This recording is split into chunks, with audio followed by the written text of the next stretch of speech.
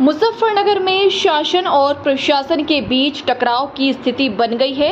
उत्तर प्रदेश सरकार में कैबिनेट मंत्री अनिल कुमार ने एसडीएम सदर निकिता शर्मा पर गंभीर भ्रष्टाचार के आरोप लगाते हुए शासन को पत्र लिखा है।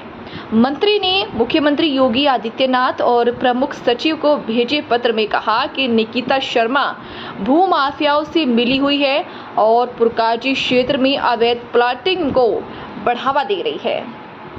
मंत्री अनिल कुमार ने यह भी आरोप लगाया है कि एसडीएम का रवैया आम जनता और जनप्रतिनिधियों के प्रति अवहेलनापूर्ण है।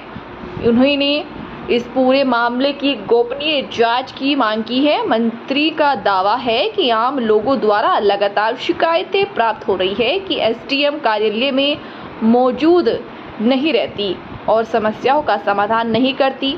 कैबिनेट मंत्री ने कहा है कि यह मामला योगी सरकार की भ्रष्टाचार पर जीरो टॉलरेंस नीति के विपरीत है और इसमें तत्काल कार्रवाई की जानी चाहिए। एसडीएम निकिता शर्मा को 2020 में पीसीएस परीक्षा पास कर प्रशासनिक सेवा में आई थी। पूर्व में शामली में डिप्टी कलेक्टर के पद पर तैनात रही है। इस पूरे मामले को लेकर प्रशासन में हड़कंप है। वहीं सोशल मीडिया पर भी बहस छिड़ गई है।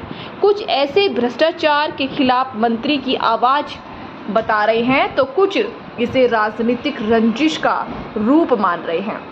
अब शासन द्वारा जांच के बाद ही तय होगा कि यह मामला प्रशासनिक लापरवाही है या फिर राजनीतिक दबाव। पत्र मैंने प्रमुख सचिव माननीय मुख्यमंत्री जी को लिखा था एसडीएम सदर के विरुद्ध, क्योंकि जो सदर तहसील है वो हमारी पूरी विधानसभा सदर तहसील में आती है और काफ़ी लंबे समय से क्षेत्र के लोगों की शिकायतें प्राप्त हो रही थी।